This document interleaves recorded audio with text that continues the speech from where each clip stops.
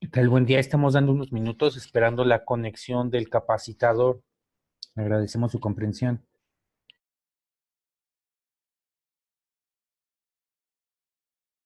Gracias.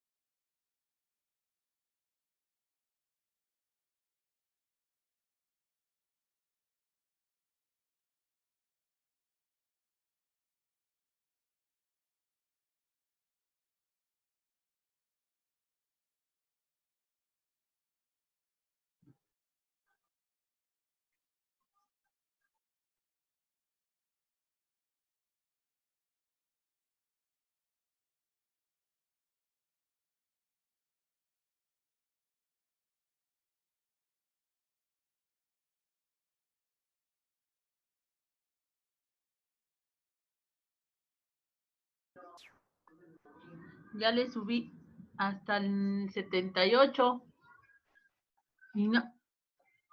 Ay, estoy loca.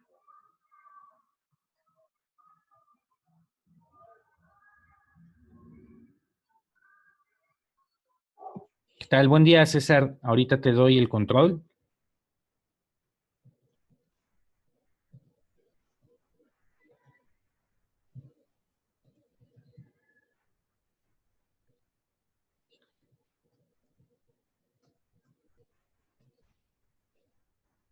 ¿Qué tal? Buen día. Sean bienvenidas y bienvenidos al webinar Plan Familiar de Protección Civil. Este webinar va a estar a cargo de César Trejo Alcaraz, quien es tercer acreditado y consultor especialista en temas de protección civil.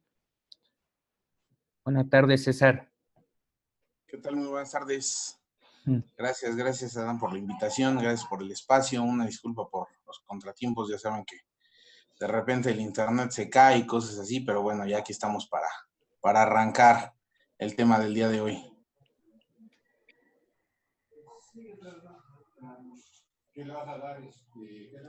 ¿Cuántos participantes tenemos, Adán? Tenemos 35 inscritos. Ok. Por el momento tenemos 14 conectados. 14 conectados. Ok, vamos a empezar con las presentaciones de los que están conectados, ¿no? Para que sea un poquito más rápido, ya los que se vayan sumando, pues ya, con tiempo. Ok. Nos da tiempo de presentarnos.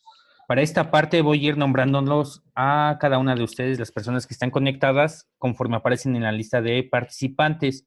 En caso de que los nombre, por favor, pueden activar su micrófono y presentarse o bien colocar su presentación a través del chat y con mucho gusto los leeré. Ok, comenzamos con Ana Karen Vázquez.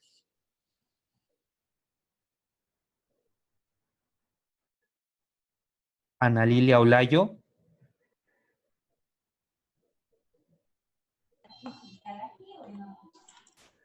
Aquí Por favor. presente. Sí, Sí, se pueden presentar con nombre completo, de qué institución vienen y qué es lo que esperan del curso, por favor. Hola. Bueno, mi nombre es Ana Lilia Olayo. Soy brigadista en el Hospital de la Luz y pues mis intereses es pues tener un plan familiar como tal porque pues no lo tengo, ¿no? A pesar de que ya he tenido pues diferentes cursos, pues no he formulado bien un plan, pero sí me interesa mucho. Gracias. Ok, muchas gracias, Ana Lilia. Continuamos con Rocío Camarena. Bueno, mi nombre es Rocío Camarena, soy de APAC y bueno, el curso es importante y quisiera compartir con los padres de familia. Ok, muchas gracias, Rocío. No, de nada. Continuamos con Carlos Guadalupe Campos. Buenos días, mi nombre es Carlos Guadalupe Campos Ruiz, pertenezco a la Fundación de Obras Sociales de San Vicente y espero aprender cómo realizar mi plan familiar de protección civil. Muchas gracias, Carlos. Continuamos con Catalina Ramírez. Hola, buenas tardes. Soy Catalina Ramírez Calva, soy de CONFE, soy asistente educativo para personas con discapacidad. Y lo que quiero aprender es sobre todo cómo hacer o lo en casa. Es muy importante para saber manejar las situaciones difíciles. Muchas gracias, Catalina. Continuamos con Diana Rodríguez.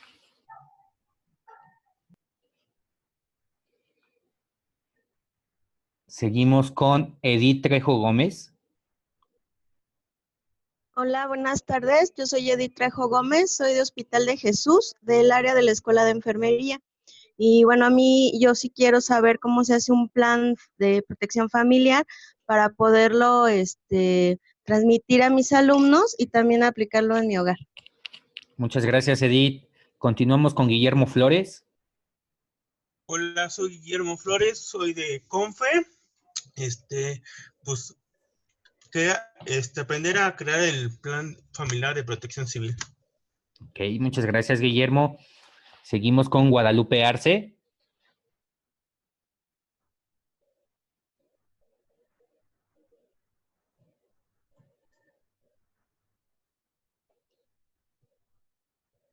Continuamos con José Luis Ortiz. Ok, José Luis Ortiz nos comenta que es de la Fundación de Asistencia Privada Conde de Valenciana.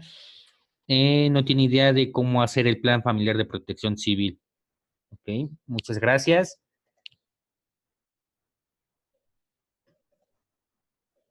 También Diana nos comenta que tiene un poco de problemas tecnológicos con la conexión.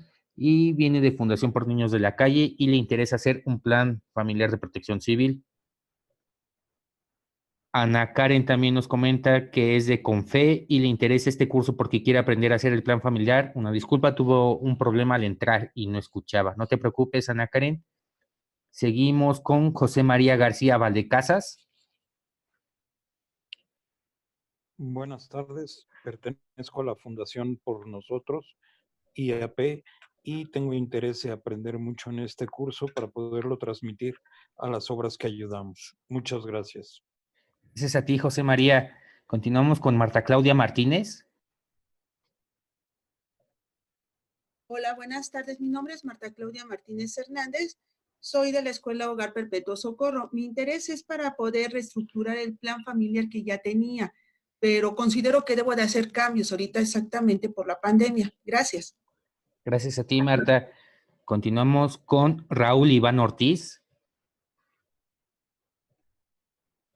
Ok, nos comenta Raúl que él viene de Fundación por Niños de la Calle y su propósito es crear un plan de protección civil en casa.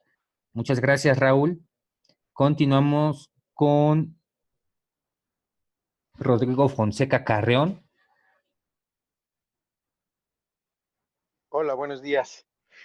Yo soy del Centro de Apoyo al Menor Trabajador de la Central de Abasto. Creo que es importante tener un plan familiar. No vivimos en un país con muchos riesgos. Ayer pasó en Alaska, al rato pasa en México y hay que estar preparados. Muchas gracias, Rodrigo. Agradecemos tu participación. Y por último, Javier Osmar Ayala.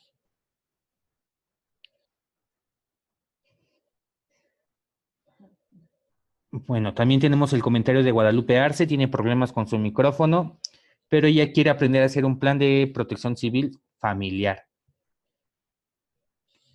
Estos serían todos los participantes que tenemos hasta el momento, César. Excelente, pues bienvenidos a todos y cada uno de ustedes. Pues vamos a arrancar. Mi nombre es César Trejo, yo soy tercero acreditado en protección civil. Ya tengo pues alrededor de unos 20 años de experiencia en temas de protección civil, gestión de riesgos y rescate, ¿no? Y todo lo que tiene que ver con esto de la protección civil, de qué hacer antes, durante y después de una emergencia. Pues bien, como lo comentábamos el día de hoy, vamos a estar hablando acerca del plan familiar de protección civil. Voy a comenzar a compartir pantalla. Necesito que me indiquen si ya se ve. Está la pantalla. Ok, ya se ve la presentación, ¿verdad? Así es, está completa. Perfecto. Muy bien, pues vamos a arrancar con esto, ¿no? Esto que es el plan familiar de protección civil. ¿En qué consiste? ¿En qué consiste? Nosotros, pues tenemos que irlo desarrollando, ¿sí? Aquí, en esta diapositiva, se presenta la portada de este cuadernillo, ¿no? Cada que hay cambio de administración va cambiando la edición, ¿verdad? El formatito, pero la información que contiene el documento pues sigue siendo la misma, ¿no? Lo demás es formalidad, el fondo del cuadernillo pues es lo que nos importa, ¿no? Y el día de hoy pues vamos a estar abarcando este tema, ¿no? En qué consiste este plan familiar y por qué lo debemos de elaborar, ¿no? Y no tanto elaborar, sino implementarlo, ¿no? Hace poco tuvimos una plática acerca del programa interno de protección civil. Y lo que comentábamos como reflexión, pues es que no es tanto elaborarlo, sino aplicarlo, ¿sí?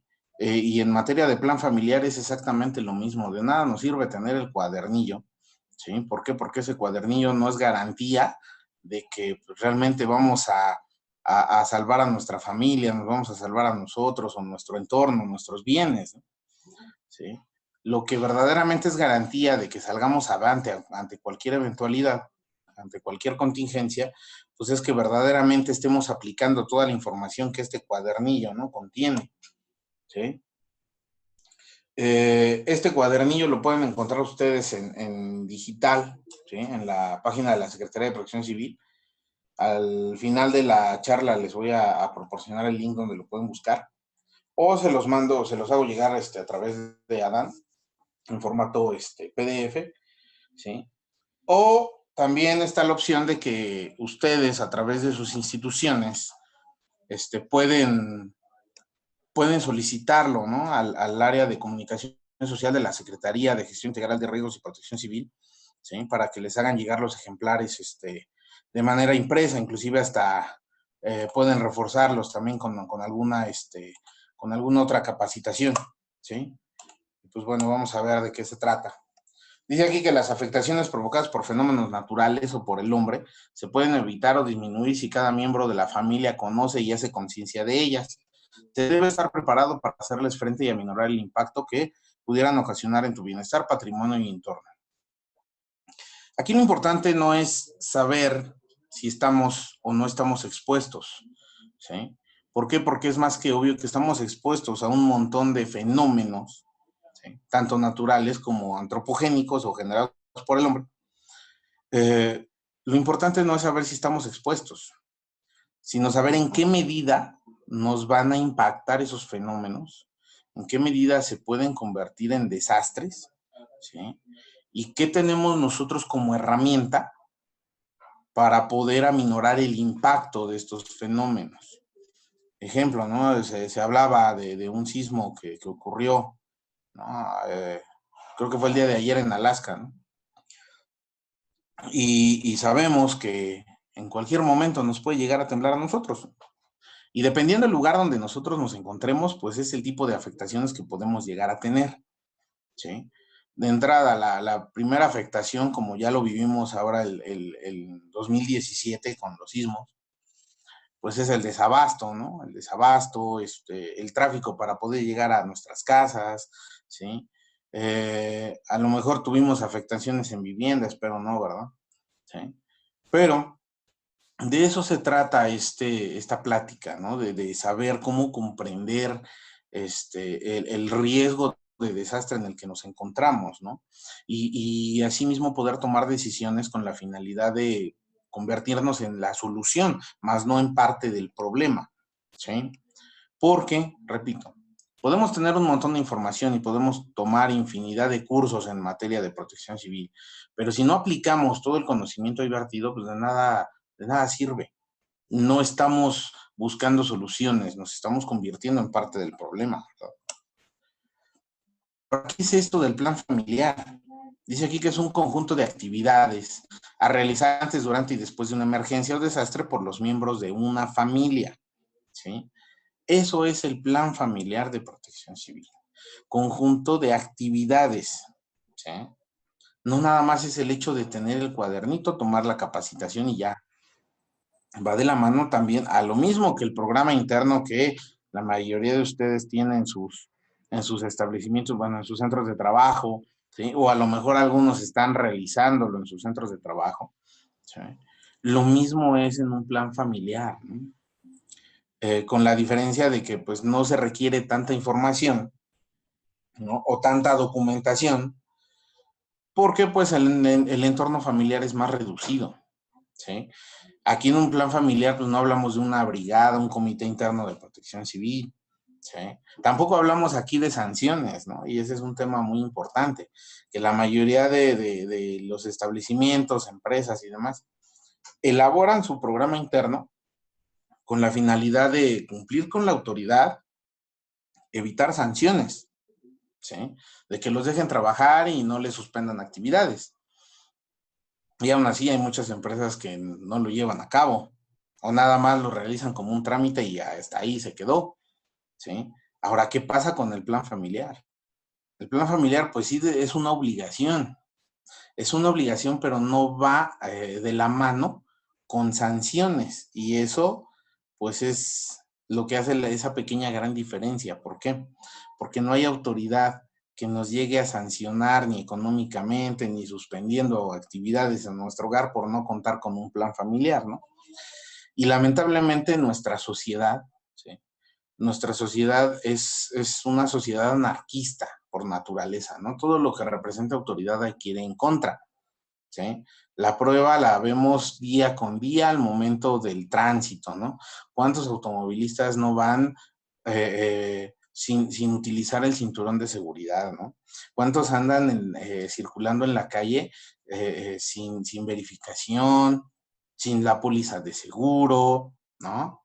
Pues más, sin descansar, ¿no? El día que les toca, ¿no? Sin respetar el no circula, ¿sí?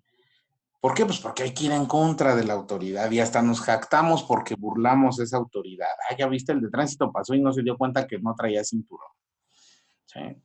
Ya sentimos que libramos la autoridad y que ya nos ahorramos la lana de la multa, ¿no? Pero el tema del cinturón, el tema del seguro, no es tanto porque el gobierno quiera multarnos, sino porque nos está cuidando nuestra integridad. ¿Sí? Si yo no utilizo ese cinturón de seguridad, en algún accidente voy a salir proyectado. ¿Sí? Mi familia, un familiar mío va a salir proyectado. ¿Sí? Y eso nunca lo vemos, nunca pensamos a futuro.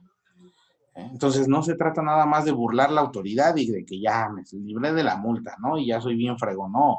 Se trata de que yo tengo que, ¿sí?, realizar prácticas seguras para mí, para mi familia.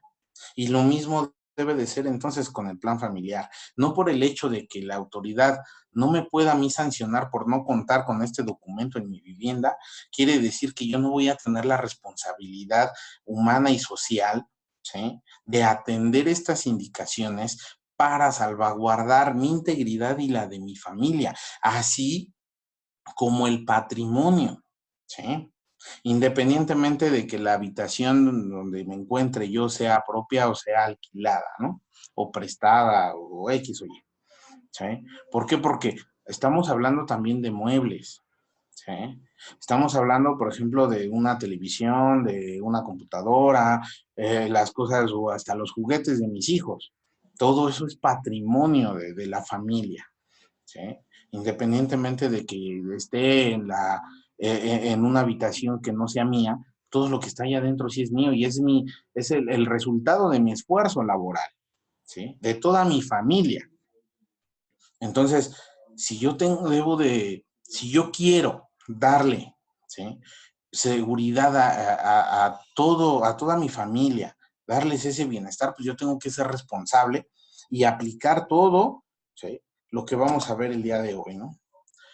Ahora, el plan familiar lo vamos a realizar en estos 4 sencillos pasos.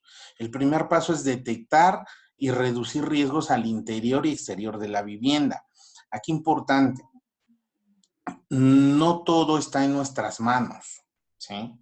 Hay situaciones que por más que yo quiera, ¿no?, minimizar los riesgos, no dependen al 100% de mí, sobre todo en los riesgos externos, ¿sí? En los riesgos internos sí tengo que yo invertir lo más que se pueda y siempre pensando a futuro, y eso es lo que menos hacemos. Punto número 2, identifica las zonas de menor riesgo, ¿sí? Todo va en relación a los riesgos que tengo yo, ¿sí? Primero tengo que valorar el riesgo que tengo, de qué manera me puede afectar y posteriormente identificar esas zonas donde yo me puedo resguardar al interior de mi vivienda o al exterior también, ¿verdad? ¿Sí? 3, hay que actuar, ¿no? Ya que tenemos esta identificación de los riesgos, ya que tenemos identificadas las zonas de menor, entonces ya podemos decir que estamos, ¿sí?, preparados para actuar antes, durante y después de una emergencia, ¿sí? Y el punto número 4 es realizar simulacros. Aquí se les va a quedar una tarea importante, ¿sí? Van a tener que realizar simulacros en familia, es un poquito complicado. Si en los centros de trabajo es complicado, ahora imagínense con la familia, ¿no? Dejar de hacer todo lo que están haciendo por atender 5 o 10 minutos de un pequeño simulacro, ¿sí? Y poco a poco vamos a ir inyectando, ¿no?, este tipo de pensamiento en todos los miembros de la familia, ¿sí? Y primero hay que estar bien centrados en ese núcleo familiar para posteriormente invitar a vecinos, amigos o más familiares, ¿no? ¿Sí? Si mi familia ya es capaz de poder realizar un simulacro sin que les dé pena, ¿sí?, sin que nos tiren de a locos y demás, entonces ya podríamos nosotros decir que ya tenemos una familia bien cimentada en temas de protección civil y ya podemos nosotros salir a predicar, ¿no? Bueno, vamos a ir desarrollando cada uno de estos puntos. Vamos a comenzar con el número 1, que es detectar y reducir riesgos al interior y al exterior de la vivienda. Primero hay que detectar riesgos, ¿no? Y revisa la constitución de tu casa, instalaciones y el mobiliario, y así como los peligros que pueden presentar sus alrededores. ¿De qué es mi casa? ¿Cómo está hecha? ¿Sí? Aquí, digo, sí es importante que en algún momento aprendamos a identificar los elementos estructurales y no estructurales. Hay un curso básico que da el Senapred precisamente para mostrarnos, ¿no?, un poquito acerca de lo que son las constituciones de la vivienda, ¿sí? De qué elementos se forman, cómo se llaman esos elementos, con la finalidad, ¿sí?, de que si llega a pasar algún sismo, ¿no?, que tengamos afectaciones en la vivienda, nosotros pues ya sepamos identificar de lo que es una grieta, ¿no?, que nos provoca un riesgo, o simplemente es el acabado, ¿sí? Porque, y todo esto ya estaba antes del sismo, pero no se hacía tan extensiva esta invitación a estas capacitaciones. Y aunque se les dijera a la gente, oye, pues hay un curso, tómalo, ¿no? Es en internet, es en línea y es gratuito. Y aparte nos dan constancia. Pues no, la verdad es que la gente no tenía tanto compromiso, interés en estos temas.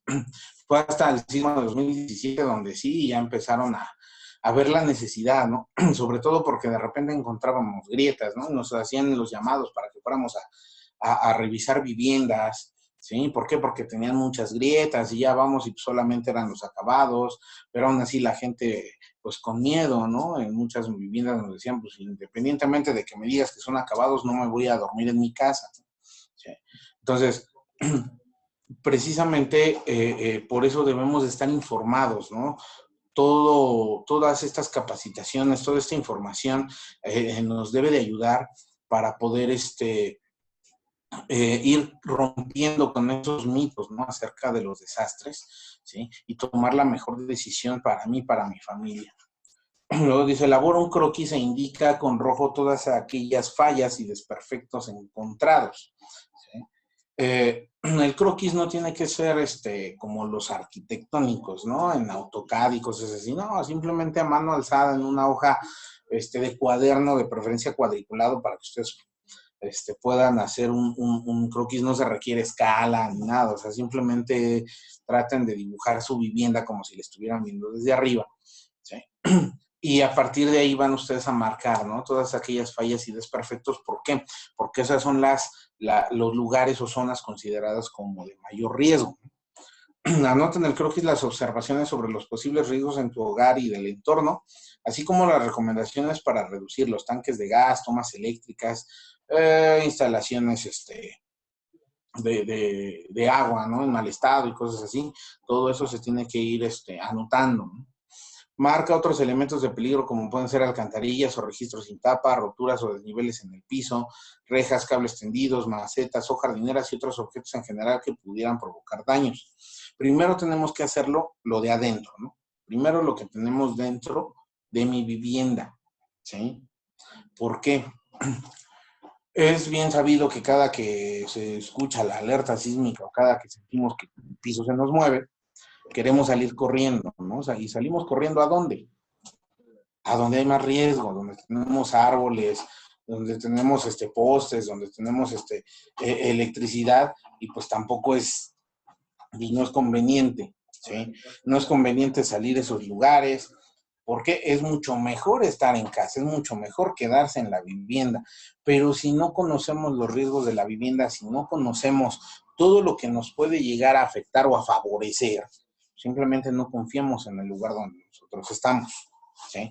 Por eso es importante analizar todos los riesgos que tenemos dentro de la vivienda para poder determinar si mi vivienda es segura o no, ¿sí? De nada nos sirve salir corriendo y a veces hasta en paños menores, ¿verdad?, en pijama y demás, ¿sí? De nada nos sirve si al final de cuentas afuera también tiembla y afuera hay más riesgo que si nos quedamos en nuestras casas, ¿sí? Para que ustedes puedan tener mucho más seguridad, pues hasta pueden solicitar un dictamen estructural. Obviamente todo eso cuesta y a veces pues también nos cuesta trabajo decir, pues voy a invertir tantos pesos en realizar un dictamen estructural de mi vivienda. Para mí es más fácil salir corriendo, ¿sí? Pero ¿quién me garantiza que verdaderamente el poste que tengo a un lado de donde estoy, a un lado de mi casa, ¿sí?, pues está bien colocado, ¿no? ¿Quién me garantiza que el cableado que está afuera de mi vivienda va a resistir, ¿sí?, el movimiento del sismo, o el transformador, o el árbol, ¿sí? Es más, si vivo yo sobre avenida principal, ¿quién me garantiza que los automovilistas van a detener la marcha cuando suena la alerta sísmica? Porque probablemente la gente salga corriendo, ¿sí? Entonces, lo que sí puede haber garantía es lo que yo tengo en mi vivienda, ¿sí? Esto va de la mano también con los mantenimientos, ¿no? ¿Cada cuándo le doy mantenimiento a mi vivienda, a las instalaciones? ¿Sí? No llevamos un control del mantenimiento que se lleva en casa. Por lo regular, hacemos el mantenimiento ya cuando es la parte del mantenimiento correctivo. Nunca hacemos mantenimiento preventivo en casa. Ya hasta que ya por ahí se fundió el foco, ya lo cambiamos, ¿no? Ya que hizo corto, entonces ya atendemos, ¿no? Ya que de plano casi se inunda mi casa, entonces ya atiendo la instalación hidrosanitaria, ¿no? ¿Sí? Entonces, siempre tengo que estar dándole mantenimiento preventivo, ¿sí? Porque eso me va a dar garantía de que mi vivienda es una vivienda segura, ¿sí? El hecho de que yo tenga una vivienda en obra negra también implica cierto riesgo. ¿Por qué? Porque la obra negra en temporada de lluvias va a permitir la filtración, ¿sí? A lo mejor no hacia el interior de la vivienda, pero sí al interior de los elementos estructurales. Y entonces recuerden que el agua es corrosivo, ¿sí? Y ya de repente vemos que en el techo pues ya se empieza a ver ahí las varillas y ya oxidadas, o en las columnas, ¿sí? ¿Por qué? Porque ya tuvo filtración. Y de repente empezamos a ver que se comienza a desprender el concreto. ¿Por qué? Pues porque el agua provoca esa separación de los elementos, ¿no? Del concreto con el acero. Y ya cuando tenemos el acero expuesto, ya no es una vivienda segura al 100%, ¿sí? Tanto en losas como en columnas. Ya no es una vivienda segura. ¿Por qué? Porque al rato viene la temporada de calor y se va a provocar más óxido en esa varilla, ¿sí? Se va a comenzar a corroer a lo largo ese elemento, ¿sí? Y entonces, posteriormente llega el sismo, ¿sí? Y todo eso, en conjunto con el no mantenimiento de las instalaciones, pues es lo que provocan verdaderamente los daños, ¿vale? Entonces, sí es información que deben de tomar en cuenta, ¿sí? Y aplíquenlo. Ahora, reduce los riesgos. Asegura los objetos detectados que pudieran caer en caso de un sismo, ¿sí? ¿Qué tipo de objetos pueden caer? Si yo tengo libreros grandes, si tengo una alacena, pues tengo que anclarla a la pared, tengo que fijarla piso y pared, ¿sí? Con la finalidad de que el movimiento no provoque que ese mobiliario caiga. A lo mejor lo que tengo ahí adentro se va a caer, sí, sin problema, los adornitos que se tengan, ¿sí? Y es preferible que eso se caiga que se caiga el mueble completo. Me va a caer encima a mí, alguien de mi familia, nos puede provocar una lesión, o puede provocar que la ruta de evacuación esté colapsada, ¿no? No se tenga acceso a la salida de la vivienda, ¿sí? Almacena adecuadamente las sustancias inflamables que puedan provocar un incendio o daños a la salud. ¿Cómo vamos a almacenar y qué tipo de sustancias tenemos? ¿Sí? Por lo regular, si ustedes vieran la cantidad de sustancias que guardamos y la cantidad de riesgo que tenemos ahí, ¿sí? Harinas, ¿no? El famoso el sustituto de crema, ¿no? Para el café, ¿sí? La harina de hot cakes, la harina de trigo, harina de arroz, todo eso, ¿sí? En contacto con el fuego, eso es altamente inflamable, ¿eh? ¿Sí? Y por lo regular todo eso lo guardamos en la alacena o arriba de la estufa, ¿no? El aceite de cocina también puede ser inflamable. Sobre todo aquello que sean polvos, ¿no? O de repente tenemos ahí acetona, ¿no? Acetona, peróxido, el tinte para el cabello, todo eso es inflamable, ¿eh? ¿Sí? Los mismos maquillajes son inflamables, ¿sí? ¿Qué más? Tenemos gasolina, ¿no? Gasolina blanca, estopa, a lo mejor tenemos por ahí thinner, alcohol, ¿sí? Cosas que por lo regular tenemos, ¿no? O la mayoría puede llegar a tener en casa, ¿sí? Los cuadernos de los niños, hay quien almacena el cuaderno de los niños desde que van al kinder hasta que ya casi salen de la universidad, ¿no? ¿Sí? Ya todos viejos ahí los cuadernos, ¿no? Amarillentas las hojas porque se han estado oxidando. Todo eso, ¿sí?, constituye un riesgo, ¿sí? Y también se consideran materiales peligrosos. A lo mejor no es una sustancia porque es un sólido, ¿no? Pero sí es un material o una mercancía peligrosa, ¿sí? Y por lo regular todo eso, ¿dónde se guarda? Si tenemos escalera, por lo regular abajo de la escalera es el cuarto de los trebejos, ¿no? ¿Sí? O los que tienen sotehuela, pues ahí, ¿no? Abajo del boiler, ¿no? Ahí tenemos todos esos productos, ¿sí? O en cualquier cuartito, ahí mételos y no nos damos cuenta que no tenemos un detector de humo, no tenemos un extintor, es más, ni siquiera está ventilado el lugar, ¿sí? Y el lugar debe estar ventilado para evitar que se concentren gases y en algún momento se pueda generar un incendio. El tema de las luces, ¿no? No sobrecargues los enchufes de la luz con diversos aparatos eléctricos. Se puede provocar un cortocircuito, ¿no? Ya estamos hablando ya en materia de reducción de riesgos, ¿no? O reducción del impacto. Se vienen temporadas importantes. Noviembre y diciembre. En noviembre, pues el tema no es tanto con la energía eléctrica. ¿Por qué? Porque pues es más autóctono el asunto, ¿no?, por así llamarlo. ¿Por qué? Porque se colocan veladoras, el papel picado, ¿sí?, la ofrenda, ¿no?, la flor de cempasúchil, todo bien bonito. Algo importante, aquí no estamos en contra de las tradiciones. ¿Por qué? Porque la tradición es lo que nos da identidad, ¿no?, como nación, ¿sí? Entonces al mexicano pues es muy festivo, ¿no?, en esta cuestión del Día de Muertos, ¿sí? Y es una fiesta muy, muy bonita. Pero es una fiesta de mucho riesgo. ¿Por qué? Porque no se toman medidas de prevención, y no se toman esas medidas de prevención porque no hay conocimiento del mismo, ¿sí? Se desconoce del riesgo que se puede llegar a generar. Podemos tener en una mesita el papel picado, ¿no?, ahí encimita, bien bonito, ¿no?, que se vea como mantelito. Luego le echamos la flor de cempasúchil, ¿sí? Posteriormente ponemos las veladoras, el pancito de muerto, ¿no?, las calaveritas de dulce, ¿sí?, y todo bien. Y arriba está el nichito, ¿no?, con fotografías, más papel picado, ¿no? Y de repente pues prendemos la lamparita, ¿no?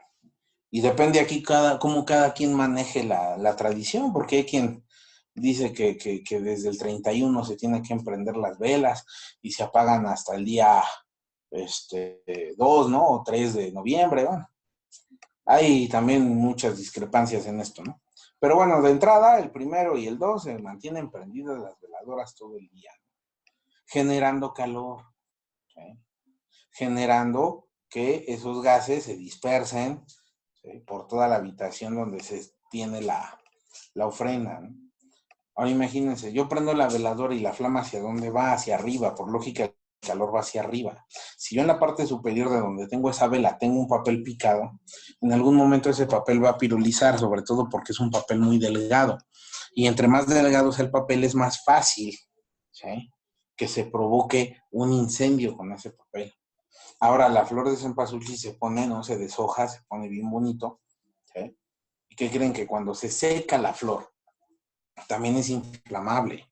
Hay lugares donde no utilizan flores, ¿no?, utilizan acerrín pintado, ¿sí? Otro problema, ¿por qué? Porque el acerrín también es altamente inflamable. al igual que las harinas, ¿no? ¿Sí? Se comporta igual que las harinas de la serrín. Se ve muy bonito, sí, pero no tenemos un cuidado óptimo para este tipo de prácticas, ¿no? ¿Sí? Entonces sí hay que tomar en consideración todo esto. No se les ocurra prender incienso dentro de la casa, sobre todo con esos ahumadores, ¿no? Que utilizan carbón. ¿Por qué? Porque estamos generando monóxido de carbono. Y el monóxido de carbono es un gas que va a desplazar el oxígeno porque es más denso, ¿sí? Y hay muchas personas que mueren por intoxicación en estas fechas por prender inciensos o porque como ya estamos en la temporada de los fríos, ¿sí? Se les ocurre igual prender anafres, ¿no? Con la finalidad de calentar las viviendas, pero cierran todo, no ventilan, se concentra el monóxido de carbono y después tenemos ahí a familias enteras intoxicadas, ¿no? ¿Sí? Entonces hay que ver de qué otra forma podemos pues calentar las viviendas, pero tratar de no utilizar elementos que nos puedan generar esas brasas, ¿no? Ese monóxido de carbono. Ahora, en el caso de las instalaciones, pues ya se acerca la temporada decembrina, ¿no? ¿Sí? Y también es una fecha de mucho riesgo. ¿Por qué? Porque muchas familias quieren iluminar al 100% sus casas, ¿no? Por fuera y por dentro, arbolitos, la orilla de la casa, ventanas y demás. Muchísimos adornos. ¿Sí? Y pues nuestras instalaciones no están como para poder soportar tanta carga eléctrica, ¿no? Y es para nosotros más fácil utilizar contactos, ¿no? Adaptadores como los que estamos viendo en la pantalla, ¿sí? Y ahí meterle un montón de clavijas, ¿no? Y luego son de esas series muy económicas, de origen chino, y digo, no es tanto el país de origen. ¿Por qué? Porque hay productos chinos muy, muy buenos. Pero la gran mayoría de los productos que vienen de China no pasan por los controles de calidad y sobre todo de seguridad, ¿sí? de muchos países, ¿no? Incluyendo pues obviamente México. No cumplen con las normas de seguridad, ¿sí? Porque los materiales pues no son propios para. Se supone que un cable debe de llevar un recubrimiento, ¿sí? Que evite la sobrecarga en caso de calentarse, ¿no? O de que se pueda incendiar, ¿no? En caso de que se caliente ese cablecito. Pero si ustedes agarran un encendedor, con un encendedor prenden el cable de esas series, ¿no? De 10, 15, 20 pesos, ¿no? Hay unas un poquito más caras, pero al final de cuentas es lo mismo. Entonces, y son bien maravillosas esas series porque tenemos el enchufe y ahí podemos conectar otro, ¿no? Y encima otro, ¿sí? Podemos tener el alterón de enchufes ahí, ¿no? Y eso va a provocar una sobrecarga en nuestras instalaciones, sobre todo porque hay gente que lo mismo se van a dormir y dejan toda la noche el árbol de Navidad prendido, ¿no? Y los adornos que están afuera también están prendidos toda la noche. Y todo eso pues, va a provocar un sobrecalentamiento. Aparte de eso, sumémosle el hecho de que nunca damos mantenimiento preventivo a las instalaciones. De repente empiezan a salir, ¿no? Unas nuevas adaptaciones de los aparatitos eléctricos, electrónicos y demás. Y empiezan a salir las clavijas con 3 patitas, ¿no? ¿Sí? Y pues nuestras instalaciones no están adecuadas para, ¿no? Porque nada más tenemos 2 ranuras donde se mete la clavija. Esa patita de en medio, ¿dónde va? Ah, fácil. O una de dos, o te consigues un adaptador, o le quitas esa patita, ¿no? Pues al fin nada más está ahí como parapeto, ¿no? O resulta que cambiamos los conectores, nada más le ponemos el que tiene los 3 orificios y ya. Ah, pues resulta que esa tercera patita es para, ¿sí? Evitar la concentración de energía estática, ¿no? Para liberación de energía estática, ¿sí? ¿Esto qué quiere decir? Hagan la prueba.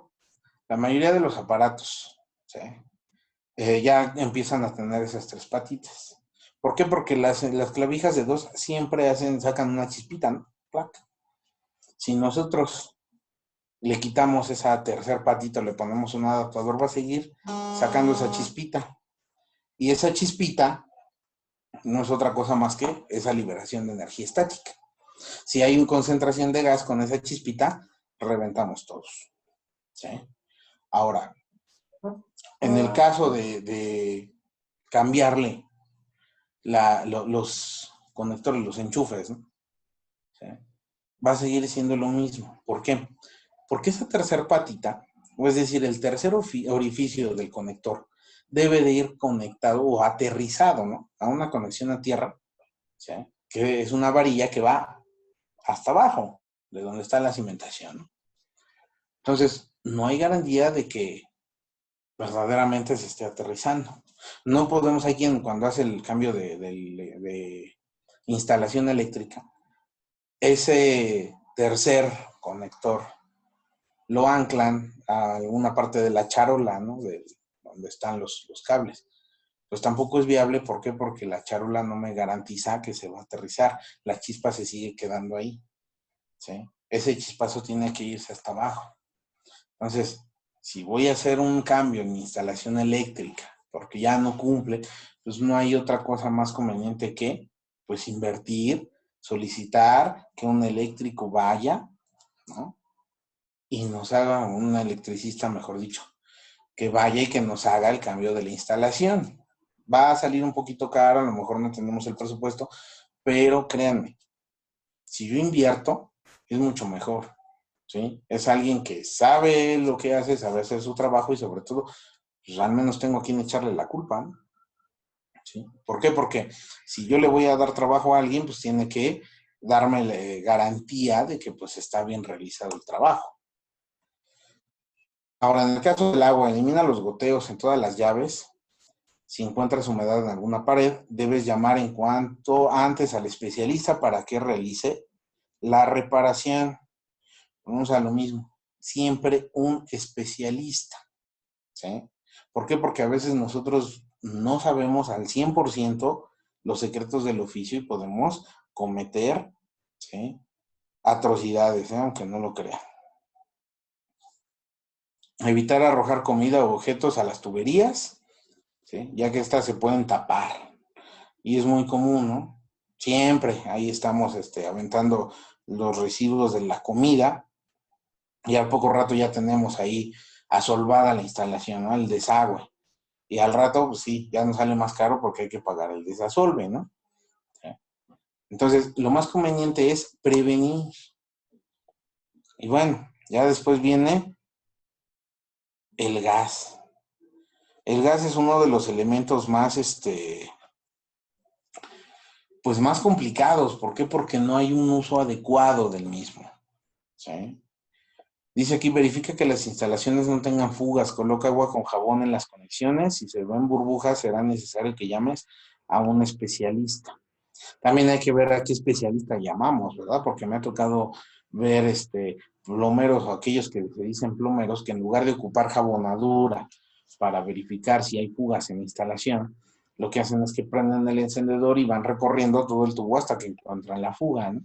Obviamente en la fuga pues sí se va a prender la flamita, pero imagínense si hay concentración de gases en ese lugar, de repente prendemos y con la chispa que genera el encendedor, con eso ya reventamos todo, ¿no? Entonces, pues ese no se llama especialista, ¿no? El especialista va a agarrar su jabonadura, va a ser precavido, ¿no? Va a cerrar las llaves de paso, ¿sí?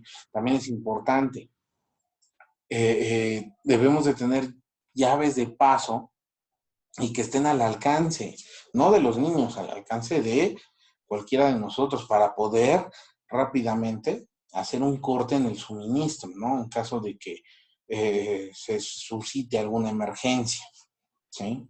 Ahora, ¿qué pasa, por ejemplo, aquellas personas que utilizan todavía los cilindros de gas, ¿no? De 20, 30, ¿no?, litros. Esos cilindros, pues no se les da el mantenimiento adecuado, ¿no? Las conexiones están golpeadas, ¿sí? También es importante, pues sí, dar de baja esos cilindros, pero pues imagínense, ¿quién se hace cargo de eso, no? Yo compro mi cilindro, está nuevecito, y de repente llega el del gas, le doy mi cilindro y me va a dar uno viejo, feo, todo, mal usado, ¿no? Golpeado, picado de la parte de abajo, nada más repintado, ¿no? Para que se vean bonitos, ¿sí? Las empresas no se hacen cargo de las pruebas hidrostáticas o a las pruebas de conexiones de esos cilindros. ¿Por qué? Porque ahorita es mi cilindro y el día de mañana va a ser de otra empresa, ¿no? Entonces sí es complicado, ¿no? En el caso de los cilindros. En el caso de los tanques estacionarios, pues también un poquito hay tanques que llevan en uso más de 30 años, ¿no? Y ni siquiera se ha visto si pueden continuar o no con esa vida útil. Luego dice, revisa que la flama que emita la estufa o boiler sea de color azul y no roja, ya que es indicativo de presencia de monóxido de carbono, ¿sí? Sobre todo aquellas estufas que todavía son de piloto, ¿no? Igual el boiler.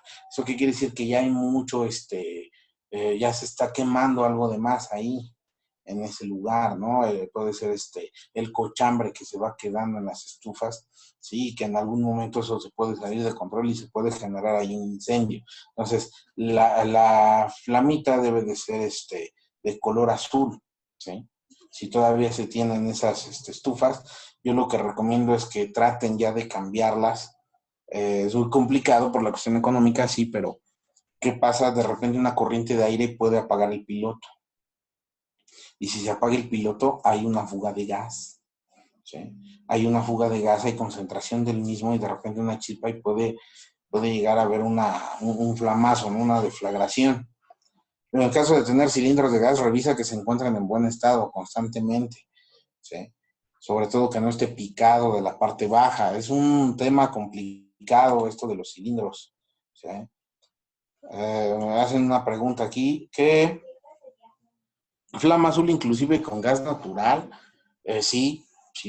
¿Por qué? Porque si es flama roja indica que ya hay una combustión ahí. No está combustionando el gas, sino está combustionando algo que me está dejando cierta brasa, ¿no? Por eso es la presencia del monóxido de carbono, ¿sí?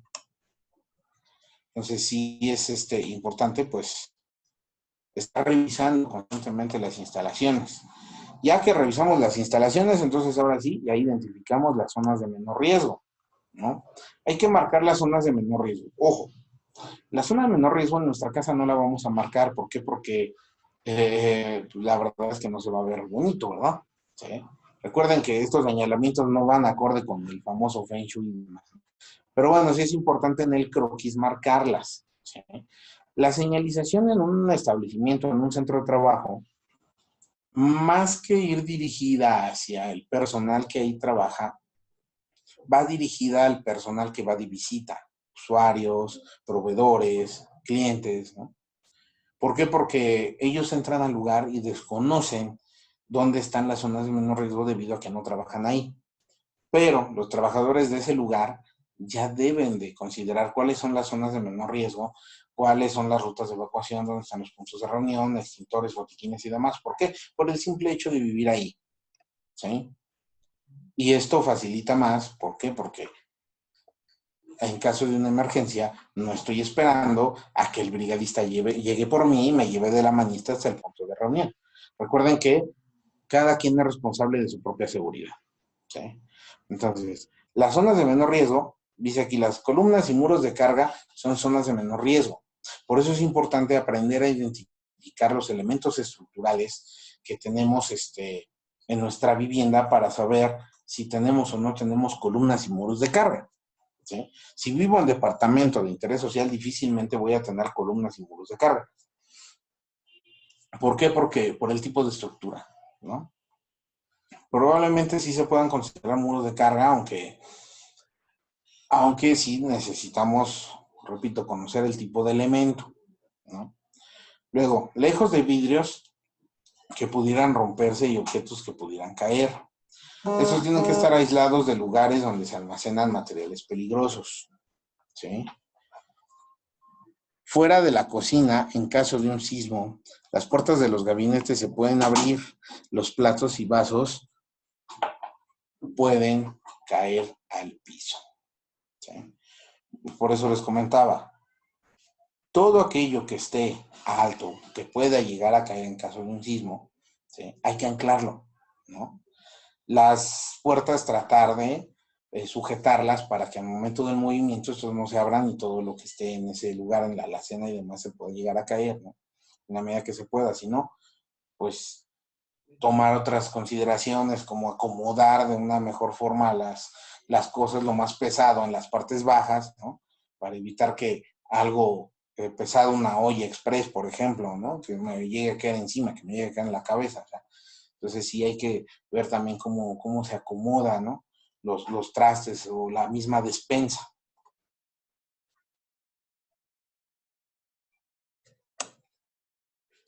Tenemos que señalar las rutas de evacuación, igual en nuestro croquis, ¿sí?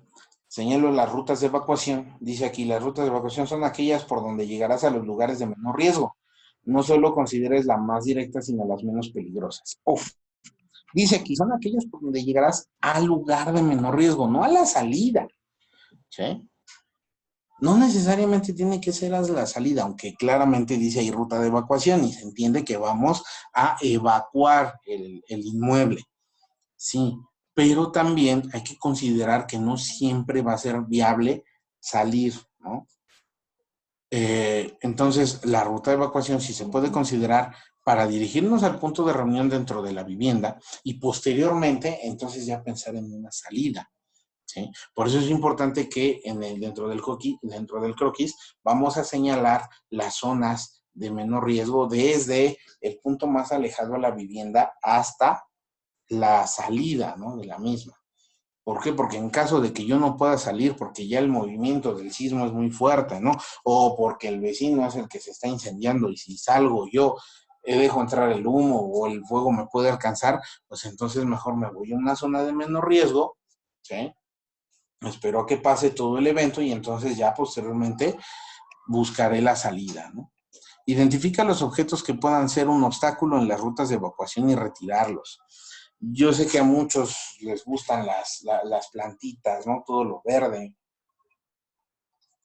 Pero luego esas macetas se convierten en un obstáculo, ¿no? ¿Sí? Asimismo, hay gente que le gusta constantemente estar modificando la distribución de sus espacios, ¿no?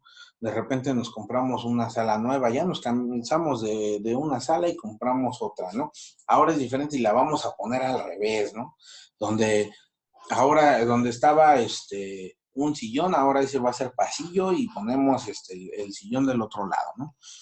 Recuerden que vamos a tardar un poquito en acostumbrarnos a la nueva distribución de esos espacios.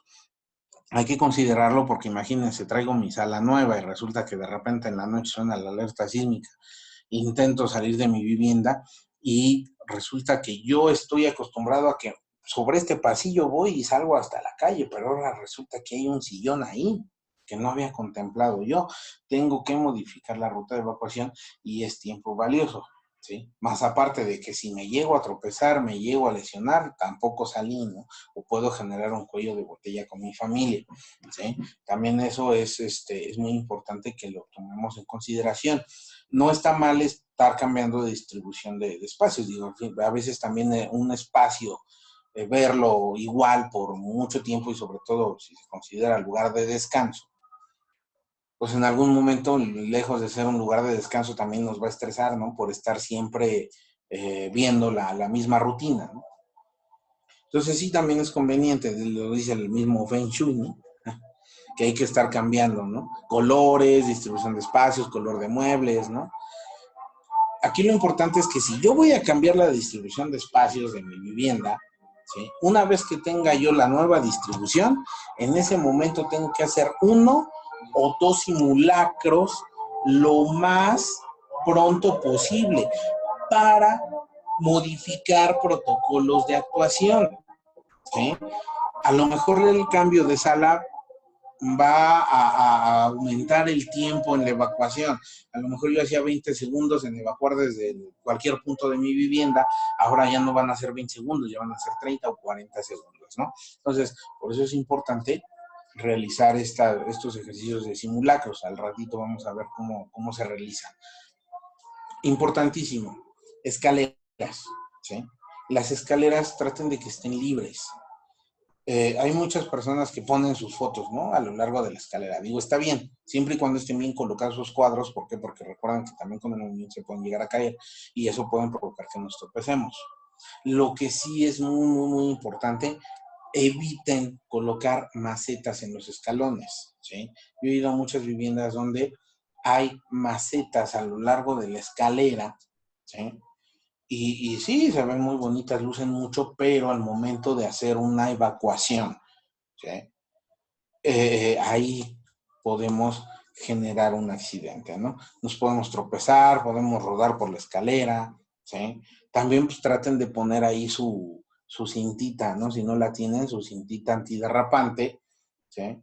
Para evitar cualquier resbalón, tanto durante la vida cotidiana como en una evacuación de emergencia, ¿no? El punto de reunión.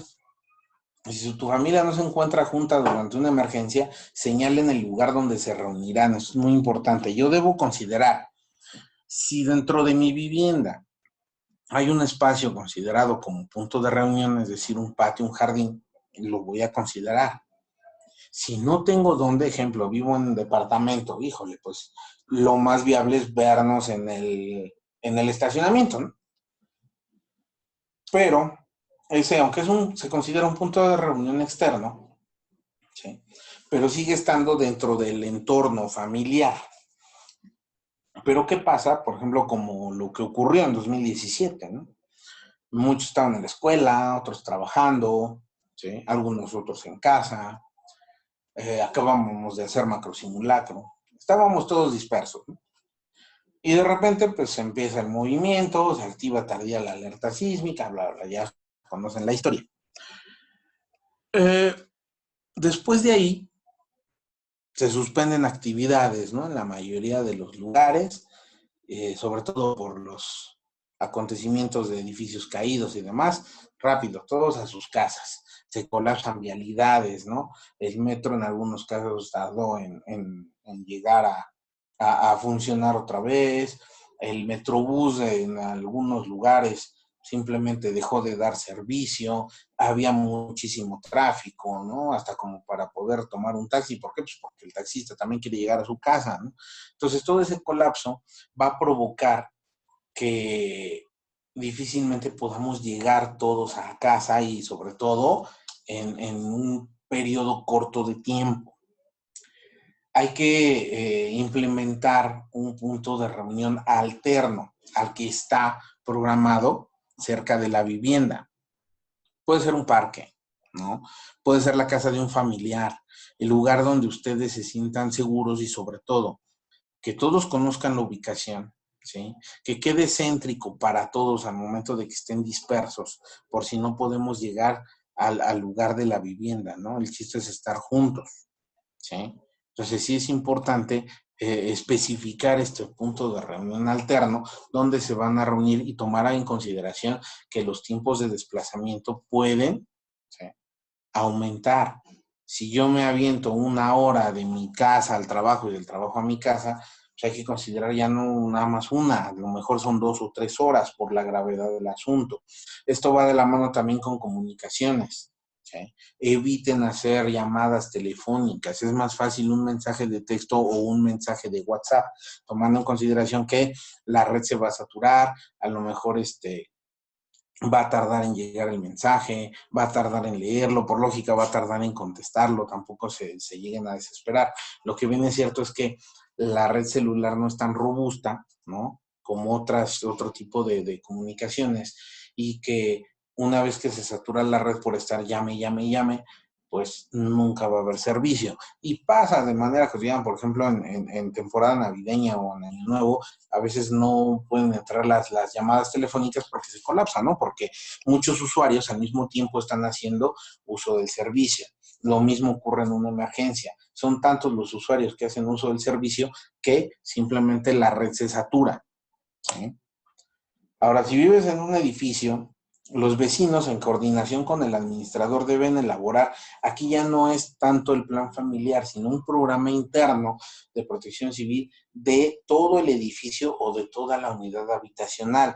A su vez, cada familia debe de elaborar su plan familiar de protección civil, pero todos en conjunto como tal deben de elaborar un programa interno, designar brigadas para todo el edificio o para toda la unidad habitacional, y entonces aquí ya estamos hablando de ayuda mutua, ¿no? Es un poquito difícil, ¿por qué? Porque, por ejemplo, es como en el centro de trabajo, ¿no? Que a veces un área sí participa mucho en protección civil y otra no, a veces hasta son obligados, ¿sí?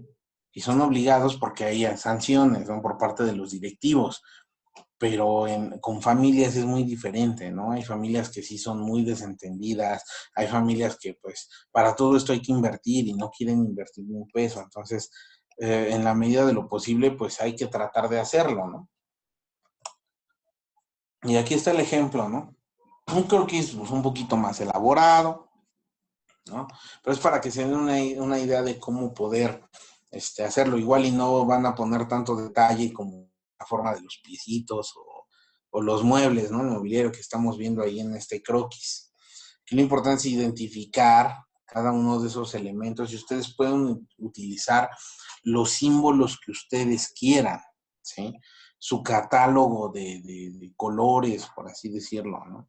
¿Sí? A lo mejor no van a poner el señalamiento, ¿no? Aquí como vemos la flechita de color blanca con el fondo verde, ¿no? Igual y nada más pongo una flecha, ¿no? Con una pluma, un color verde.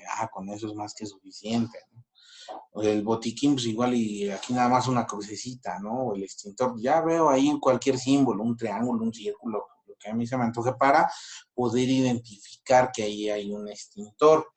Y como lo vemos en la parte baja de esta diapositiva, ahí está el código, ¿no? De qué simboliza cada elemento que encontramos en todo el croquis, ¿sí? Así ustedes deben de hacerlo y así se permite el cuadernillo, ¿no? De poder elaborarlo. Ahora viene aquí el punto número 3. Actúa.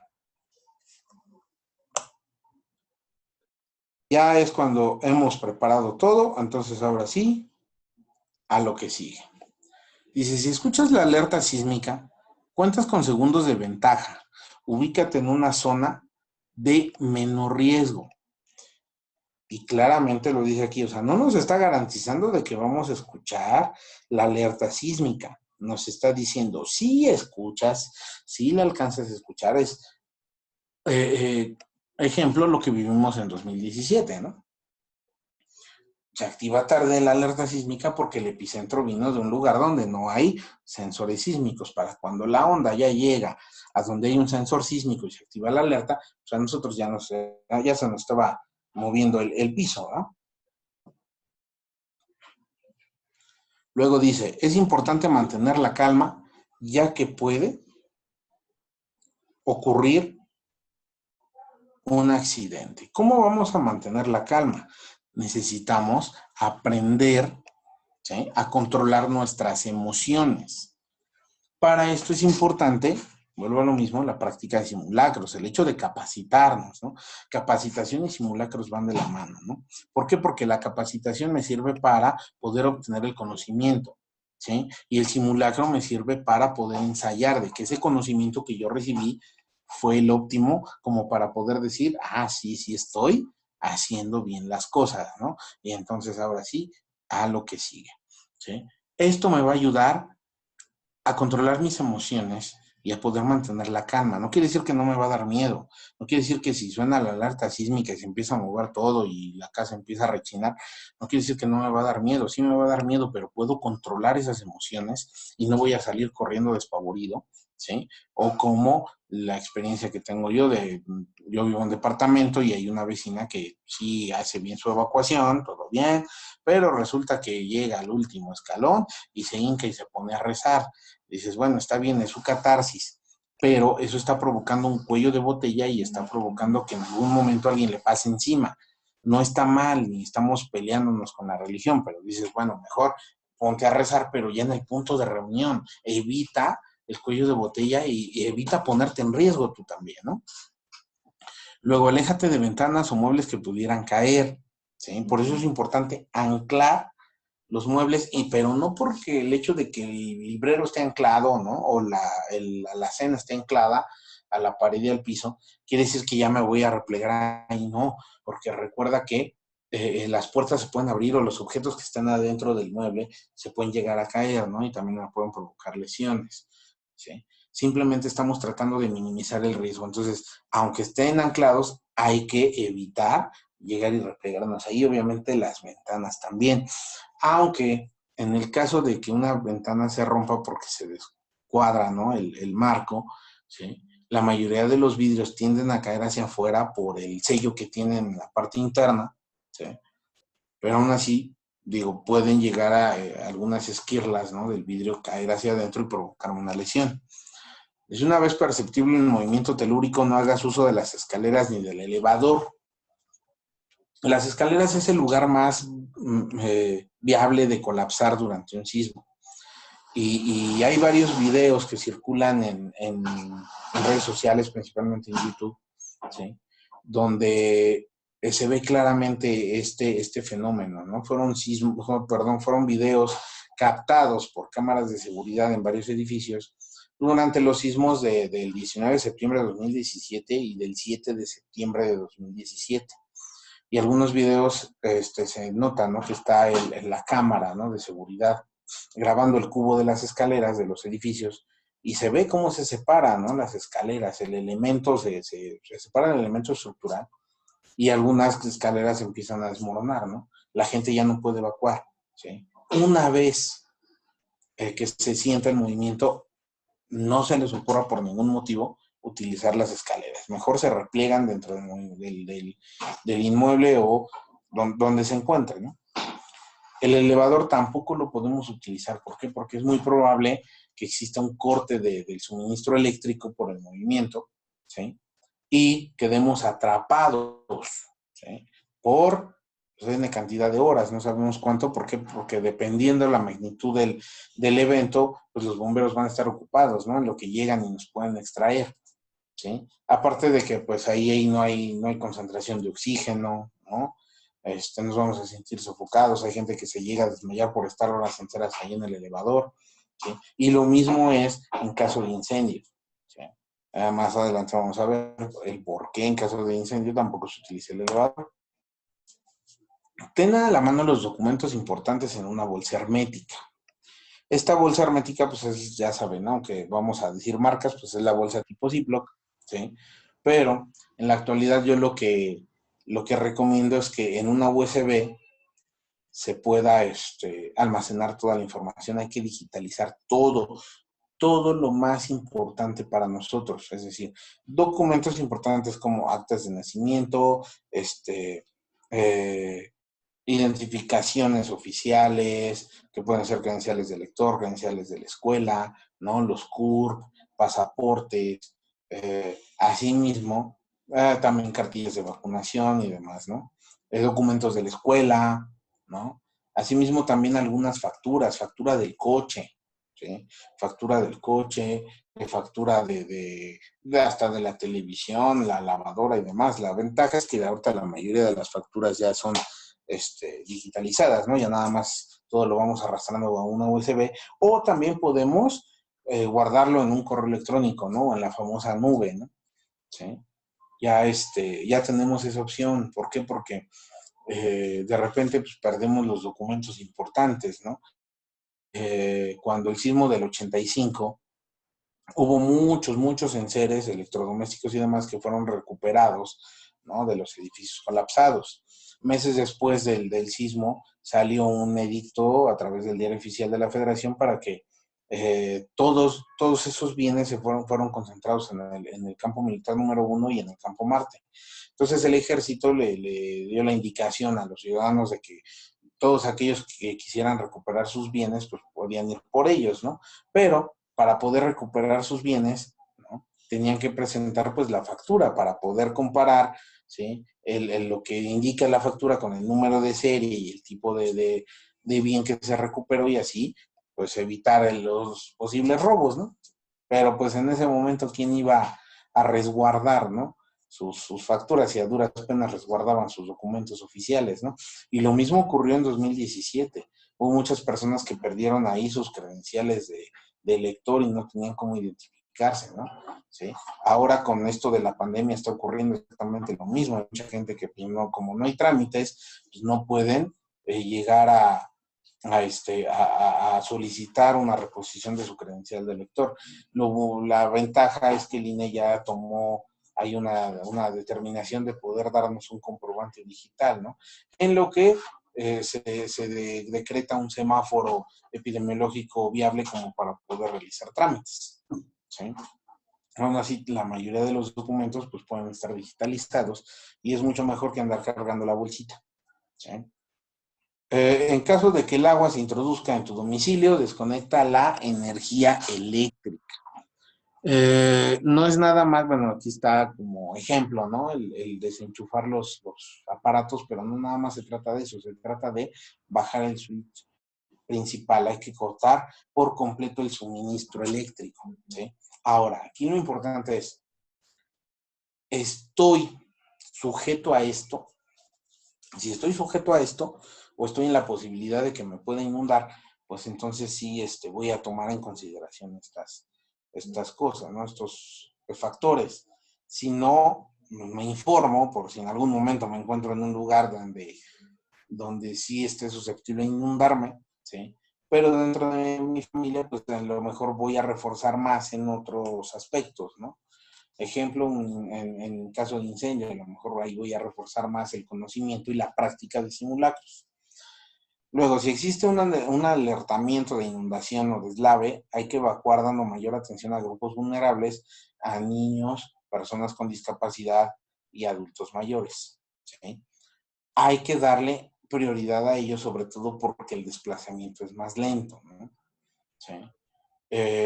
Hay que hacerle caso a las indicaciones de las autoridades, ¿sí? Sabemos que es muy difícil despedirnos y desprendernos, ¿no? De las cosas materiales, sobre todo, pues por el esfuerzo, ¿no? Que nos cuesta ganarnos las cosas, pero también hay que ver que es importante cuidar de nuestra integridad, ¿no? Yo recuerdo cuando nos tocó la emergencia de que se desborda el río de los Remedios, en ese momento a mí me tocó colaborar aquí en Venustiano Carranza, en la colonia Arenal, ¿no? Para ser precisos, y había mucha gente que no quería dejar su vivienda, ¿eh? ¿Por qué? Pues porque les cuesta mucho trabajo, ¿no? Todo lo que tienen ahí, y hay gente que pues perdió todo porque pues vivían solamente en planta baja, se metió el agua, subió casi 1 metro, ¿no? En algunas zonas, y pues ni modo, hay que deshacer de eso, hay que evacuar, a dónde se van a quedar, ¿no?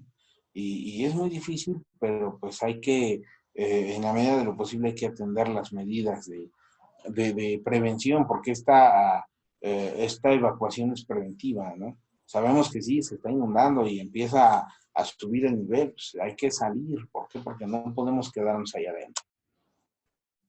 En caso de caída de ceniza del volcán Popocatépetl, pues bueno, esto también constantemente lo están transmitiendo vía radio, vía internet, vía televisión.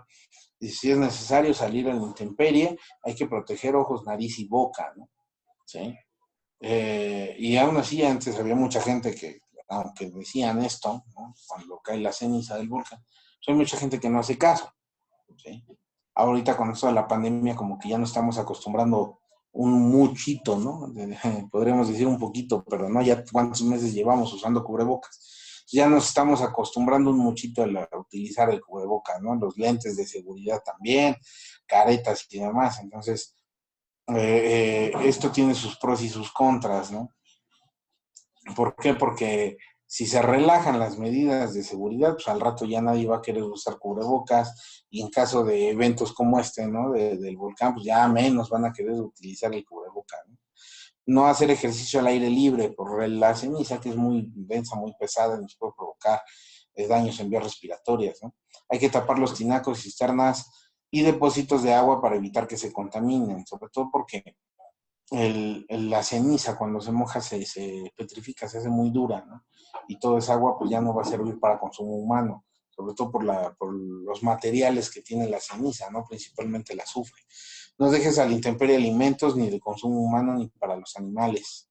Jamás arrojes agua a la ceniza, esta se endurece y tapa el drenaje. Solo bárrela y deposítala en bolsas separadas de la demás basura. Cuando se reporte caída de ceniza del volcán, lo menos que se pueda lavar vehículos. ¿Por qué? Porque si pasamos el trapo mojado sobre el vehículo, se raya horriblemente, ¿eh? Y también después se endurece la ceniza y para poderla retirar es muy, muy complicado. Mantente al pendiente de las indicaciones de las autoridades. Eso es para toda emergencia. Siempre hay que estar, ¿sí?, pendiente de todo. No quiere decir que vamos a estar pegados, ¿no? a las noticias, pero sí hay que estar atendiendo sobre todo lo que me interese a mí. Ejemplo, cuando en 2017 todos nos concentramos en lo que pasaba en Repsamen, ¿no? Cuando en otras comunidades, en otros lugares también se requería ayuda, ¿sí? Pero pues la televisión también se concentró ahí, ¿no? Entonces hay que analizar si lo que se está atendiendo en ese momento me sirve a mí, si no me sirve, pues mejor me entero de otras cosas, algo que a mí verdaderamente me ayude a tomar decisiones para bien de mí y de mi familia. En caso de incendio, si se puede apagar el conato de incendio, realícenlo con precaución, en lo que otro miembro de la familia llama los servicios de emergencia. En caso de no poder controlarlo, evacúen el lugar conforme lo planeado. El responsable de cortar el suministro de energía eléctrica y de gas lo hará siempre y cuando no corra peligro. ¿Por qué? Resulta que la llave de paso del gas está en la cocina y el incendio está en la cocina. Pues no voy a poder cerrar el suministro, mejor simplemente evacúo, ¿no? El conato de incendio lo vamos a definir como fuego que todavía se puede controlar, ¿no? O es la parte inicial del fuego, también se le conoce como un incendio incipiente, ¿no? ¿Sí? Ahí todavía lo puedo controlar con un extintor, por ejemplo. Si es material sólido, pues le echo agüita para bajar la temperatura. Si se empieza a prender ahí el sartén en la cocina, pues con un trapo húmedo, sí, lo sofoco, ¿no? Estoy cortando el oxígeno, ¿sí? Hasta ahí yo puedo actuar, pero si se sale de control ya no puedo atenderlo, ya lo más conveniente es salir, ¿no? Por la ruta de evacuación previamente diseñada. En caso de que el fuego esté afuera y nosotros estemos dentro de una habitación, lo más conveniente es cerrar todo, colocar trapos, la misma ropa que traigamos en la parte de abajo, ¿no? De la puerta para evitar que el humo ingrese.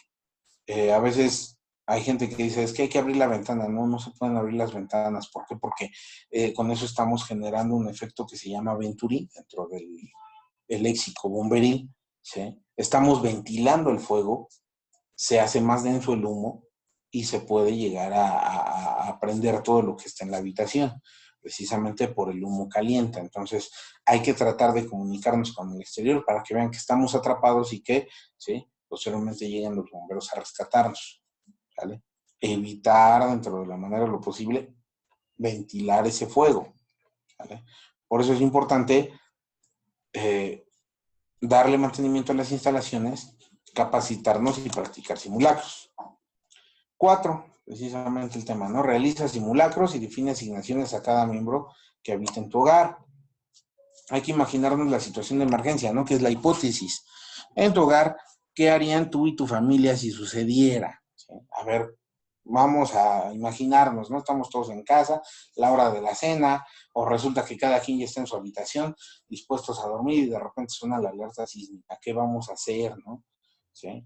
Entonces debemos de tener a lo mejor una ropa especial para ponernos rápido y salir corriendo, una chamarra, una bata, algo para poder cubrirnos y poder evacuar, ¿no? ¿Sí?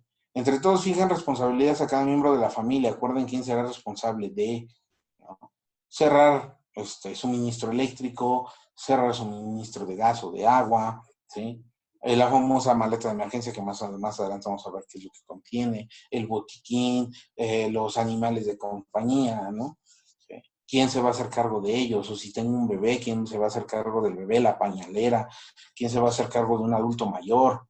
¿Sí? Hay que definir esos roles. Y si no se puede, pues ni modo, cada quien va a tener la responsabilidad más importante, que es su seguridad, ¿sí?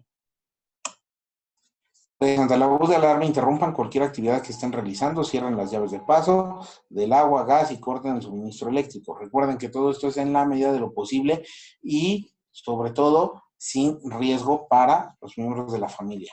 4. Evacúen por las rutas señaladas o replíguense de acuerdo al plan. ¿Esto qué nos da? ¿Qué nos da la toma de decisiones? Pues obviamente, ¿sí?, obviamente la práctica de simulacros. Si no hago simulacros, no voy a saber si el protocolo está bien o está mal diseñado. Midan el tiempo que necesitan para llegar a los sitios seguros fuera del hogar, partiendo de los diferentes lugares. Recuerden, sí, siempre hay que estar atendiendo los tiempos, sobre todo el tiempo para saber sí cuál es la mejor ruta de evacuación, la que hagamos en menos tiempo, pero también cuál es la más segura, ¿no?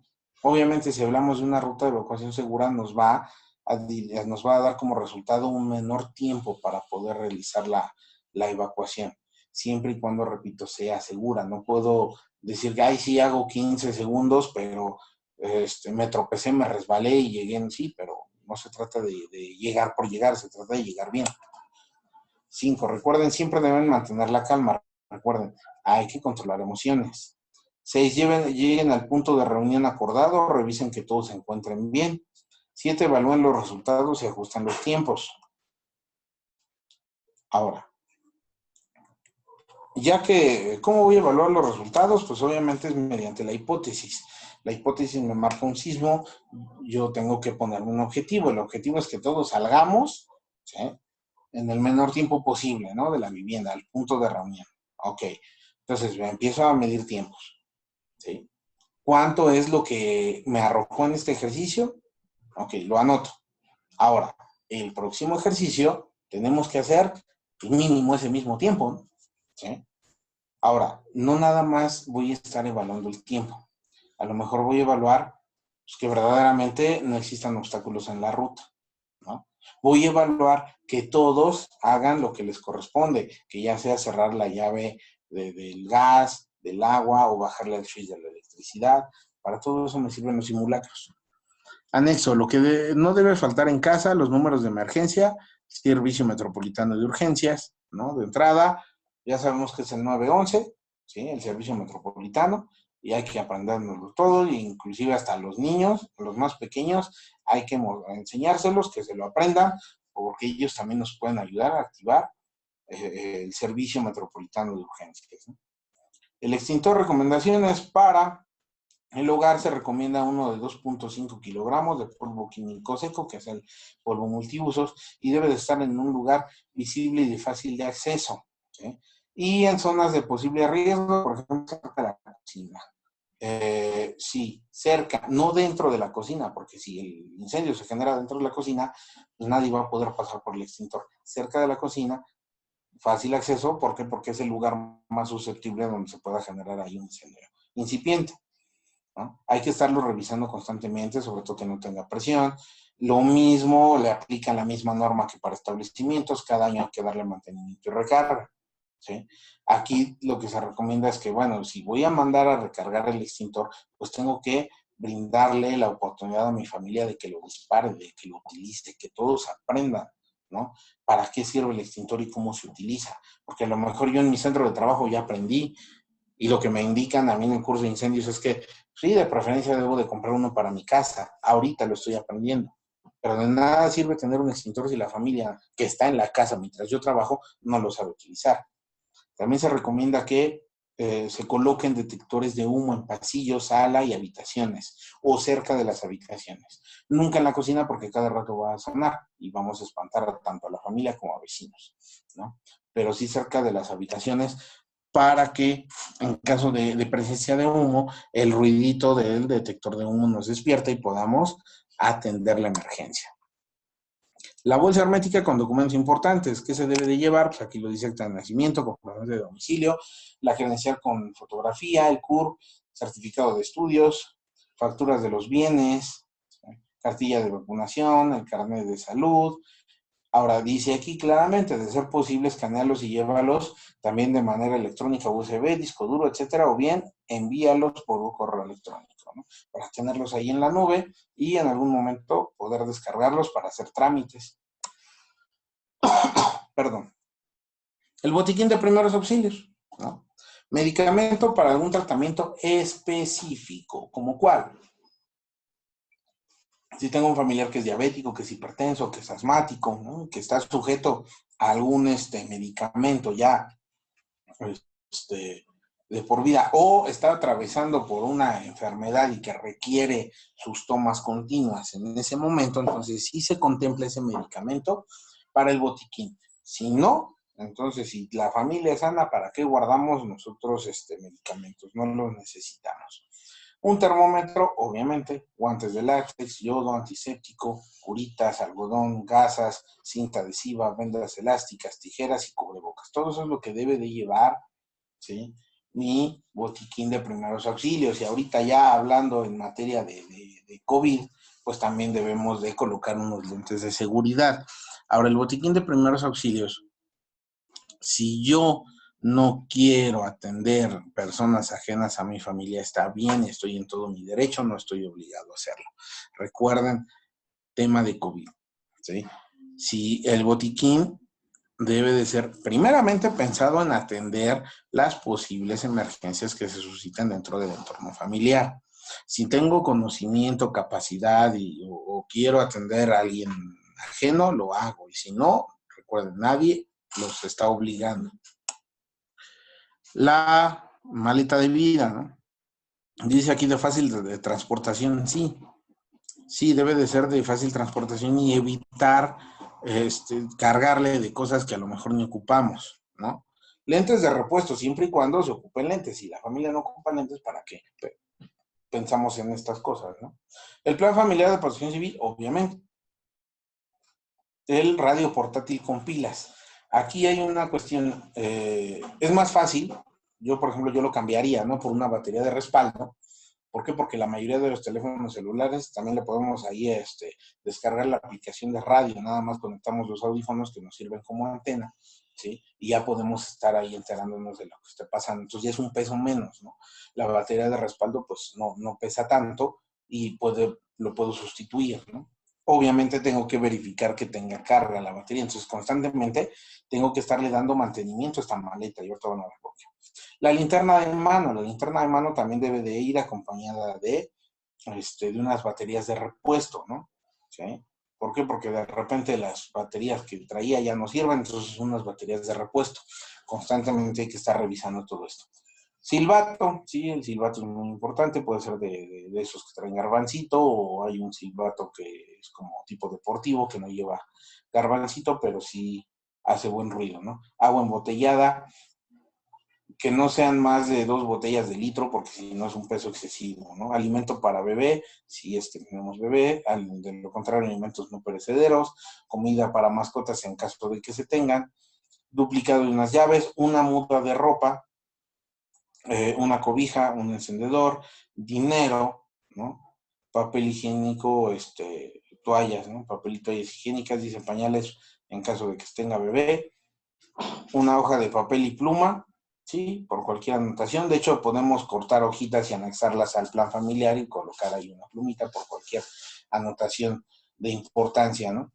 ¿Por qué les digo que esta maleta debe de llevar mantenimiento? Pues por la sencilla razón de que tenemos alimentos no perecederos, ¿no? Podemos guardar atún, galletas y demás. Pero resulta que a todos nos ha pasado, ¿no? Que de repente llegamos a fin de quincena y ya ¿de dónde agarro? Pues ahí en la maleta, ¿no? La maleta de vida, pues sácate unos atunes, ¿no? El chiste es ya sacar rápido, salir avante de la quincena y a veces se nos olvida volver a meter, ¿no? Esto. Lo mismo ocurre con el dinero, de repente, pues ya no tengo para los pasajes, pues agarra lo que estaba destinado para la maleta de vida, pues hay que reponerlo, ¿sí? Por eso les comento, constantemente hay que darle mantenimiento a la maleta de vida, ¿sí? Hay que estar revisando constantemente las baterías, los alimentos, y aquí lo más importante es procurar que sea una maleta por cada miembro de la familia, porque imagínense si somos 5, ¿no? En una familia y resulta que todo lo queremos meter en una maleta, pues vamos a tener más de 10 kilos que vamos a transportar, o sea, es un peso exagerado para poder realizar una evacuación. Entonces, lo más conveniente es que la familia tenga su propia maleta, porque imagínense, tan solo una muda de ropa para cada miembro de la familia y tenerlo en una sola maleta, ya no cabe lo demás. Los alimentos para toda la familia, pues es un peso excesivo, ¿no?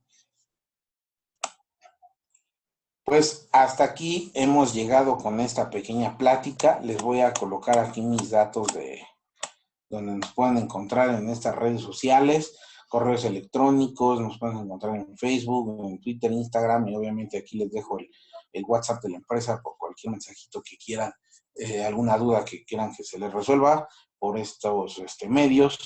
Y pues vamos a pasar a la sesión de preguntas y respuestas acerca del tema. Todavía nos quedan alrededor de 15, 20 minutos de sesión. No sé si tengan alguna pregunta acerca del tema o acerca de algún otro tema en materia de protección civil, con toda confianza. Lo pueden revisar, ya sea de viva voz, pueden activar su micrófono y cámara, o si no, pueden hacerlo a través del chat.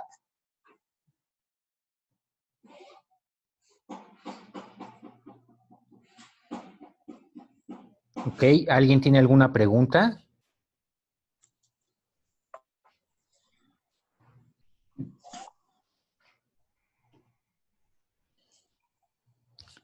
Nos pregunta Rodrigo Fonseca, mencionabas del curso para identificar los elementos estructurales de las viviendas. ¿Dónde es? Ok, sí, es una plataforma que se llama México X, ¿sí? En México X hay varios cursos promocionados por Senapred, ¿sí?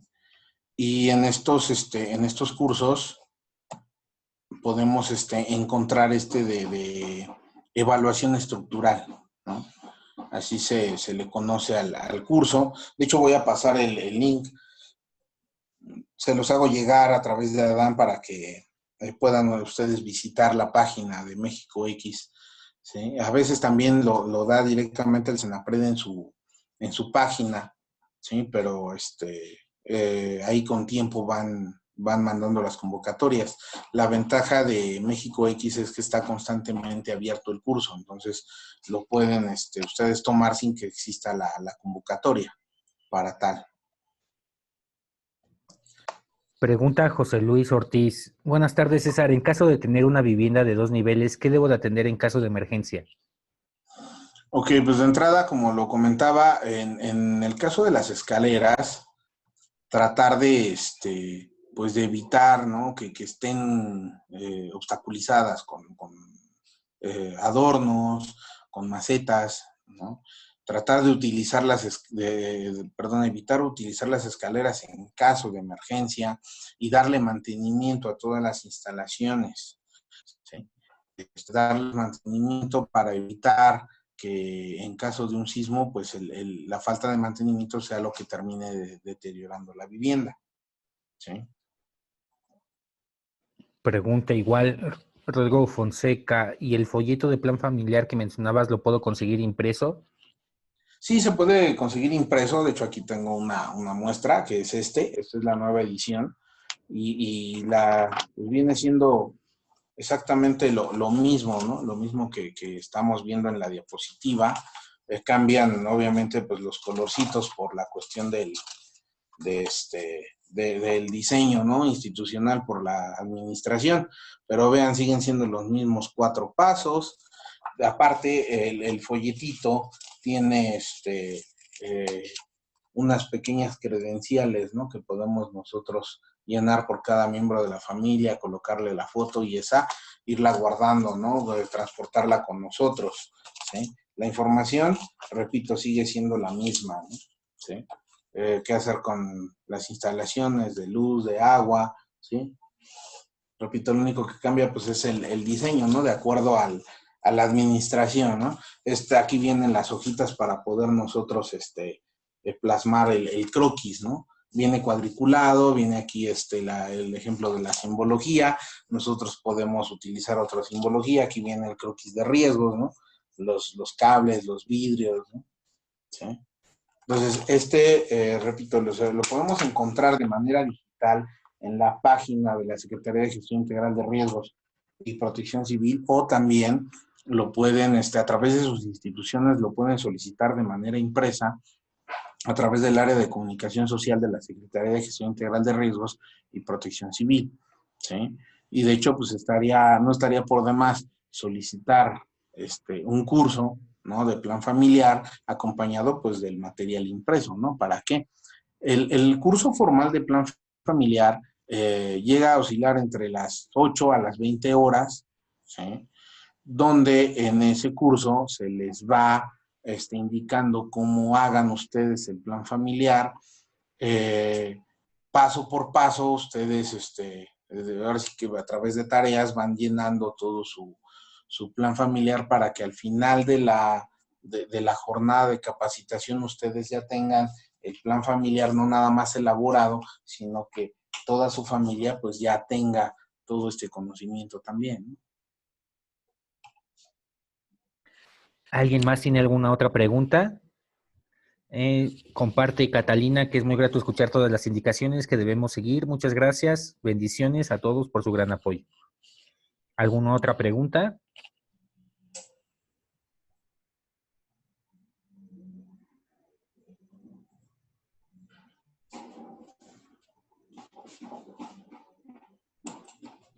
Okay, si no hay más preguntas, voy a permitirme compartir la pantalla. En nombre de la Junta de Asistencia Privada, le entregamos un agradecimiento a César Rodrigo Trejo Alcaraz por impartir la plática Plan Familiar de Protección Civil. Muchas gracias, César. Gracias a ustedes, gracias a todos y cada uno de los participantes por regalarnos un poquito de su valioso tiempo para escuchar, ¿no?, toda esta información, para poderles compartir. Les repito, a través de Adán les voy a hacer llegar el formato digital del plan familiar para que ustedes lo puedan imprimir. Ya si lo requieren impreso, también les dejo ahí las ligas de dónde pueden descargar el programa. Obviamente la liga de la página para que ustedes puedan solicitar el material impreso, ¿no?, a la Secretaría. Muchas gracias, César. Agradecemos la participación de todas y todos. Con esto damos por terminada el webinar del día de hoy. Muchas gracias. Gracias a ustedes, que tengan un excelente día. Igualmente, Gracias hasta luego. Gracias.